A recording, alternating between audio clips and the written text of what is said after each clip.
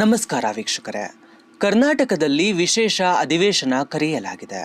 ವರ್ಷದ ಆರಂಭದಲ್ಲಿ ನಡೆಯುವ ಜಂಟಿ ಅಧಿವೇಶನವನ್ನು ಉದ್ದೇಶಿಸಿ ರಾಜ್ಯಪಾಲರು ಭಾಷಣ ಮಾಡುವುದು ರೂಢಿ.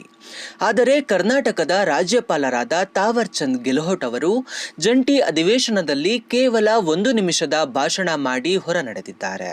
ರಾಜ್ಯಪಾಲರ ನಡೆಯ ಬಗ್ಗೆ ಪರವಿರೋಧದ ಚರ್ಚೆಗಳು ನಡೆದಿವೆ. ಬಡವರ ಉದ್ಯೋಗದ ಹಕ್ಕಿಗೆ ಮಾರಕವಾದ ವಿಬಿಜಿ ರಾಮ್ಜಿ ಕಾಯ್ದೆಯನ್ನು ರದ್ದುಗೊಳಿಸಿ ಮನರೇಗಾ ಮರುಸ್ಥಾಪಿಸುವ ಸಂಬಂಧ ಅಧಿವೇಶನವನ್ನ ಕರೆಯಲಾಗಿದೆ.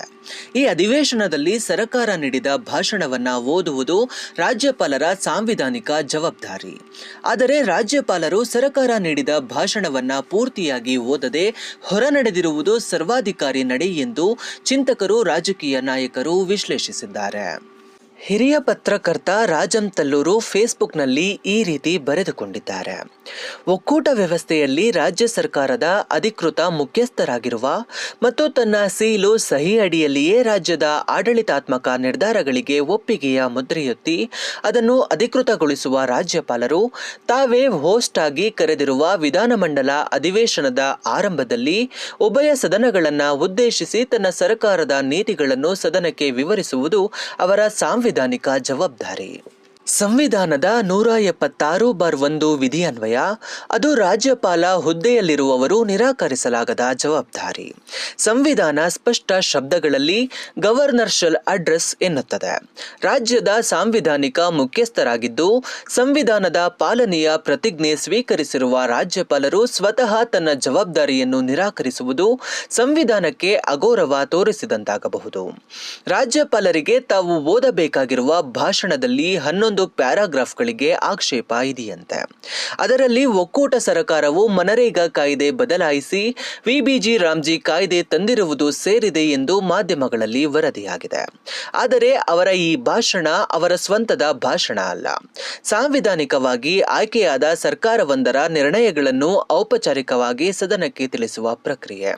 ಇದರಲ್ಲಿ ರಾಜ್ಯಪಾಲರಿಗೆ ವೈಯಕ್ತಿಕವಾದ ಪಾತ್ರ ಏನೂ ಇರುವುದಿಲ್ಲ.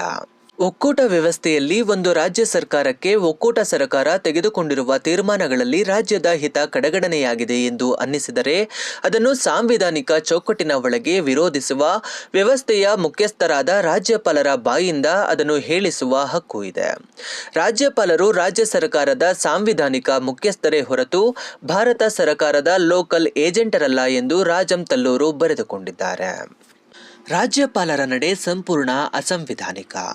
ಕರ್ನಾಟಕಕ್ಕೆ ಮಸಿ ಬಳಿಯುವ ಕೆಲಸ ಮಾಡಿದ್ದಾರೆ ಎಂದು ಕಾಂಗ್ರೆಸ್ ಹಿರಿಯ ನಾಯಕ BK ಹರಿಪ್ರಸಾದ್ ಆರೋಪಿಸಿದ್ದಾರೆ. ರಾಜ್ಯಪಾಲರು ರಾಜ್ಯದ ತೆರಿಗೆಯ ಹಣದಿಂದ ಅಧಿಕಾರ ಅನುಭವಿಸುತ್ತಿದ್ದಾರೆಯೇ ಹೊರತು ನಾಗಪುರದಲ್ಲಿರುವ ನೋಂದಣಿಯೇ ಆಗದ ಸಂಘಟನೆಗೆ ಬರುವ ಬಿಟ್ಟಿ ಹಣದಿಂದಲ್ಲ. ಸಂವಿಧಾನ ವಿರೋಧಿ ನಡೆಯನ್ನು ಅನುಸರಿಸಿದರೆ ರಾಜ್ಯಪಾಲರೇ ಇರಲಿ, ಸಂವಿಧಾನಿಕ ಹುದ್ದೆಯಲ್ಲೇ ಇರಲಿ, ನಮ್ಮ ಹಕ್ಕನ್ನು ಪ್ರತಿಪಾದಿಸುತ್ತಲೇ ಇರುತ್ತೇವೆ ಎಂದು BK ಹರಿಪ್ರಸಾದ್ ತಿಳಿಸಿದ್ದಾರೆ. ವಿಧಾನಸಭೆಯ ಜಂಟಿ ಅಧಿವೇಶನದಲ್ಲಿ ಭಾಷಣ ಮಾಡದ ರಾಜ್ಯಪಾಲರ ನಡೆಗೆ ಮುಖ್ಯಮಂತ್ರಿ ಸಿದ್ದರಾಮಯ್ಯ ತೀವ್ರ ಆಕ್ರೋಶ ವ್ಯಕ್ತಪಡಿಸಿ ರಾಜ್ಯಪಾಲರಿಂದ ಸಂವಿಧಾನದ ಉಲ್ಲಂಘನೆಯಾಗಿದೆ ಎಂದು ದೂರಿದ್ದಾರೆ. ಕೇಂದ್ರ ಸರ್ಕಾರ ತನ್ನ ತಪ್ಪನ್ನು ಮರೆಮಾಚಲು ರಾಜ್ಯಪಾಲರ ಕೈಯಲ್ಲಿ ಬೇರೆ ಭಾಷಣ ಓದಿಸಿದ್ದಾರೆ. ಇದು ಸಂವಿಧಾನ ಬಾಹಿರ ಕೃತ್ಯ. ರಾಜ್ಯಪಾಲರು ತಮ್ಮ ಕರ್ತವ್ಯ ಪಾಲನೆ ಮಾಡಿಲ್ಲ. ಇದರ ವಿರುದ್ಧ ಕಾನೂನು ಹೋರಾಟವನ್ನ ನಡೆಸುತ್ತೇವೆ. ಸುಪ್ರೀಂ ಕೋರ್ಟ್ನಲ್ಲಿ ಮೊಕದ್ದಮೆ ಹೂಡುವ ಬಗ್ಗೆ ಚರ್ಚಿಸಿ ತೀರ್ಮಾನ ಮಾಡುತ್ತೇವೆ ಎಂದು ಮುಖ್ಯಮಂತ್ರಿ ಸಿದ್ದರಾಮಯ್ಯ ಹೇಳಿದರು. ರಾಜ್ಯಪಾಲರ ಈ ನಡೆ ವಿರುದ್ಧ ರಾಜ್ಯಾದ್ಯಂತ ಹೋರಾಟವನ್ನ ಹಮ್ಮಿಕೊಳ್ಳುತ್ತೇವೆ ಎಂದು ಅವರು ಹೇಳಿದರು. ವಿಬಿಜಿ ರಾಮ್ಜಿ ಕಾಯ್ದೆಯನ್ನು ರದ್ದು ಮಾಡಿ ಮನರೇಗಾ ಕಾಯ್ದೆಯನ್ನು ಮರುಸ್ಥಾಪಿಸುವವರೆಗೂ ನಮ್ಮ ಹೋರಾಟ ನಿಲ್ಲದು ಎಂದು ಸಿಎಂ ಸಿದ್ದರಾಮಯ್ಯ ಕರೆ ನೀಡಿದ್ದಾರೆ. ಜಂಟಿ ಸದನ ಅಧಿವೇಶನದಲ್ಲಿ ಸರ್ಕಾರದ ಭಾಷಣ ಓದದೆ ತನ್ನದೇ ಮಾತುಗಳನ್ನಾಡಿ ನಿರ್ಗಮಿಸುವುದು ಅಸಂವಿಧಾನಿಕ ಮತ್ತು ಪ್ರಜಾಪ್ರಭುತ್ವ ವಿರೋಧಿಯಾಗಿದೆ ಎಂದು ಸಿಪಿಐಎಂ ರಾಜ್ಯ ಕಾರ್ಯದರ್ಶಿ ಡಾಕ್ಟರ್ ಕೆ ಪ್ರಕಾಶ್ ಆರೋಪಿಸಿದ್ದಾರೆ. ನರೇಂದ್ರ ಮೋದಿಯವರು ಪ್ರಧಾನಮಂತ್ರಿಗಳಾದ ನಂತರ ಅವರ ನೇತೃತ್ವದ ಸರ್ಕಾರವು ರಾಜ್ಯ ಸರ್ಕಾರಗಳ ಸಾಂವಿಧಾನಿಕ ಹಕ್ಕುಗಳನ್ನು ಮೊಟಕುಗೊಳಿಸುವಲ್ಲಿ ನಿರತವಾಗಿದೆ. ಅದಕ್ಕಾಗಿ ರಾಜ್ಯಪಾಲರ ಕಚೇರಿ ಹಾಗೂ ಸ್ಥಾನವನ್ನು ದುರುಪಯೋಗ ಮಾಡಿಕೊಳ್ಳುತ್ತಿರುವುದನ್ನು ನಾವೀಗಾಗಲೇ ಗಮನಿಸಿದ್ದೇವೆ. ಜನತೆ ಇದನ್ನು ತಡೆಯಬೇಕಿದೆ ಎಂದು ಕರೆ ನೀಡಿದರು.